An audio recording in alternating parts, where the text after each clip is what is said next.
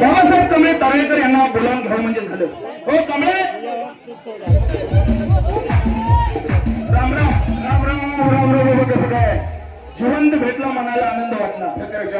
काय माझा मुर्दा तुला भेटायला पाहिजे होतं. अरे बाबा तसं नाही, मग काय आजकालचा जमाना धावपळीचा जमाना. हा हा अशा या जमान्यात निवांत भेटला, मनाला आनंद वाटला. अरे बाबा मी निवंतच असतो. बाबा कसं काय चाललंय? सगळे व्यवस्थित, आई वडील चांगले, मुलं बाळ बरे आहेत, बायका पोरं खुशाल आहेत. सध्या आहे कुणाकडे?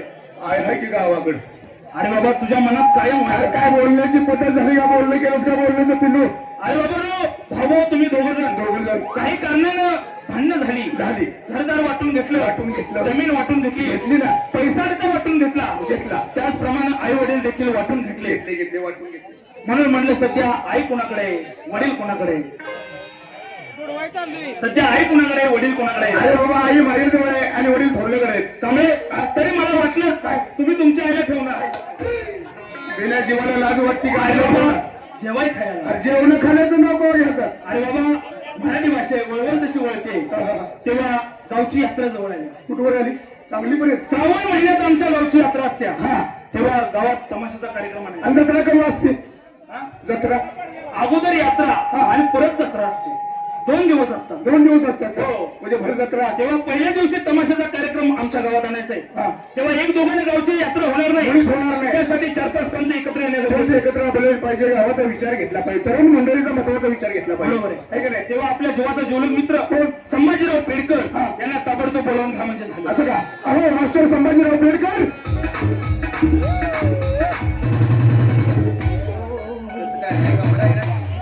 बरं आहे का? बघा की चापसूनच धावलं का? अरे बाबा अंगाला चापतून बघ, मला बरं आहे का नाही? बरायच ना? अगदी. बायका पोरं बरे, मुलं माणसं कुशल, म्हातारा म्हातारी चांगले. देव असू दे. देव तुझ्या आत्म्याला शांती लाभो. काय मेलू होय? मेलेल्या माणसाच्या आत्म्याला शांती लाभते. अजून जीवन तुझ्या समोर बरं आहे ना? अगदी. कसं आहे, कोणाचंही चांगलं असावं, त्याच्या पाठीमागं आपलं चांगलं व्हावं. बरोबर आहे. हे माणसाने मनामध्ये बाळगलं पाहिजे. बाळगलं पाहिजे. जगी सर्व सुखी असा कोण आहे विचारी मनात शोधून पाहिजे. तू न पाही. ज्यानं तुला घडवलं त्याचं नावच तुझ्या मुखात नाही तर जन्मात येऊन केलंच काय काय. केलंच जन्मत? त्यातून पूर्वी सतयुग होतं, हे कलियुग कलियुग आले. आहे. सतयुगातली माणसं वेगळी, कलियुगातली माणसं ती वेगळी. कशी काय? सतयुगातली माणसं कशी होती कशी होती? कशी होती? सकाळपारी उठायचं, आई वडिलांचं दर्शन घ्यायचं, मगच बाहेर पडायचं. बरोबर. आता या कलियुगातली तरुण पिढी कशी आहे? कशी आहे? सकाळपारी उठतात, मोबाईलची बॅटरी फुल आहे का बघतात, मगच बाहेर पडतात. बरोबर आहे. असं एक कलियुग आहे. कलियुगामध्ये काय चाललंय तुम्हाला माहिती का? काय? रंडी बडा रंग चढाई मर्दो के हो गए हाल. हो गए हाल. रंडी बडा रंग चढ़ाए मर्दों के हो गए हाल. हो गए हाल. पतिव्रता भूके मरे पेढे खाये छिनाल. खरंय, खरंय. असा जमाना आहे. त्या पद्धतीनं माणसानंच आहे. गाण्याला सुरुवात आहे. कसं आहे, मुलीनं कपडे बदलली पाहिजे का तशाच लावून द्यायचे. शांततेचं सहकार्य कसं आहे, पावसानं आपल्याला साथ दिली, तुम्ही रसिकांनी आपल्याला साथ द्या. गाण्याला सुरुवात होईल. गाण्यात काही मैं तुमसे प्यार करते हो, तुम मुझसे प्यार करते हो, साईराज झिंगाट आणि खलास हे गाण्यात आहे. तर थोडा वेळ म्हणजे टीव्हीला कशी ऍडव्हर्टाईज असते का नाही, तशी ही ऍडव्हर्टाईज समजा गाण्याला लगेचच सुरुवात केली जाईल. तुमच्या आशीर्वादाने बरे चाललंय. सगळं व्यवस्थित आहे ना? दारू बंद केली. अरे वा वा वा. दारू खरंच चांगली नाही. दारूनं कोणाचं चांगलं झालंय का? कोणाच चांगलं झालंय? दारू म्हणजे विषारी नागिन. विषारी नाही. जो दारूत रंगला त्याचा संसार भंगला. संसार भंगला. बाटलीतून बाटला तो जीवनातून उठला. जीवनातून उठला. बरोबर. दारू कशी आहे तुम्हाला माहिती का?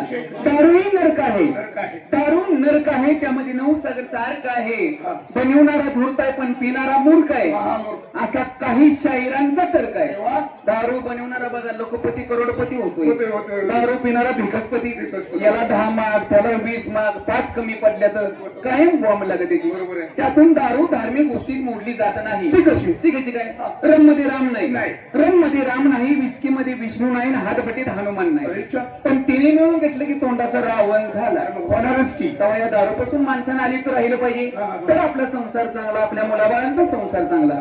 त्यातून माणसाने जन्मात येऊन सर्व काही करावं, पण एक गोष्ट करून दुनिया में आकर सब कुछ कर. सब कुछ कर. दुनिया में आकर सब कुछ कर, लेकिन चमचेगिरी मत कर. हे महत्वाचं. या चमचेगिरीमुळे त्यांचं घर पुरता एखाद्याची भांडणं लागण्याची शक्यता असते.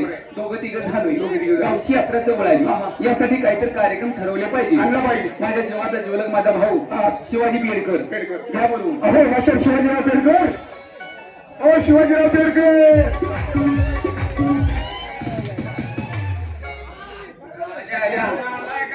गावातले मित्र तुम्ही माझं घर जाऊन बसलो. काय झालं काय? अरे लगानो होती ती जमीन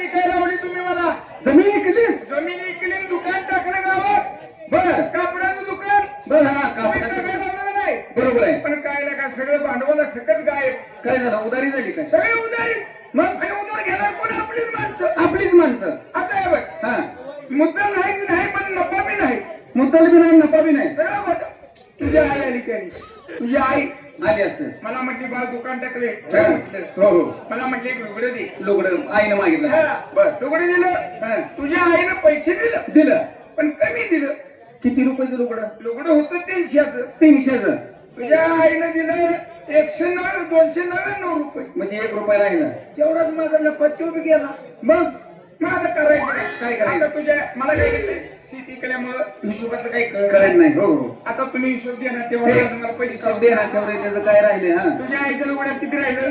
1 रुपये. बरोबर आहे. आता तुझं म्हातारा येणार आमचं म्हातारा येणार. तुझ्या म्हाताऱ्यानं धोत्राचं पान मागितलं. लय हौशी म्हातारा. हे दिलं दिलं का पान दिलं पण म्हाताऱ्यानं मी पैसे कमी दिलं. किती दिलं? किती? पान होतं 150चं त्याने दिले 147 रुपये. आता तुझ्या म्हाताऱ्याच्या धोत्रात किती राहिलं? 3 राहिलं. आम्हाला हिशोबाने पैसे मागणार. आता असं काय तुझ्या म्हाताऱ्याच्या धोत्रात 3 ह्याच्या आईच्या लुगड्यात या आईला हिशोबाला घे म्हणा. का लुगड्यात घाल. मंगे सगळं ह्याची म्हण आली ह्याची म्हण ह्याच्या म्हणीनं माझ्याकडनं जम्परचा पीस घेतला. पैसे दिलं जम्परचा पीस होता 25 रुपये. पैसे दिलं पण किती दिलं? 23 रुपये. ह्याच्या बहिणीच्या जम्परात किती राहिलं? 2 राहिलं. मला पैसे पाहिजे मला. आता तुझ्या ह्याच्या बापाच्या धोत्रात तुझ्या ह्याच्या लुगड्यात घातलं. आता म्हणजे तुझ्या बहिणीच्या जम्परात 2 मी धरतो. आरामखोरा दुकान राखेल होतं पिटवी. पाहिजे असं दुकान आमच्या घराचा पंचनामा करतो. इकडे हिशोब जा तकडे नेऊन ते जाऊ दे. हात झाला थोडासा विनोद झाला. रात्र थोडी सोंग जास्त नको. पावचे येत नाही तेव्हा तमाशा ठरवलं झालं. तमाशाचं नाव गावात काढायचं नाही. काय झालं? तमाशा बंद. तमाशाला गोंधळ होतो. का बरं? अरे तरुण पोरं काय म्हणतात? हा. गाणी गाणं लावा. लावा तेच चाललंय. ते म्हातारी माणसं काय म्हणतात? हो. वग लावा. वग लावा. ह्या तमाशगिरानं नेमकं ऐकायचं कुणाला? ऐकलं पाहिजे. तमाशानं गोंधळ होतो. तमाशा नको. हा. गावातल्या बायकांनी काय केलं? काय केलं बायकांनी? बायका सुद्धा आल्या पाहिजे. आले पाहिजे. घरी सुद्धा आले पाहिजे. घरी सुद्धा आले पाहिजे. अशा कार्यक्रमाचं नियोजन मी केलं. काय स्त्री पुरुषांनी एकत्रित बसून पाहण्यासारखा कार्यक्रम. कोणता कार्यक्रम?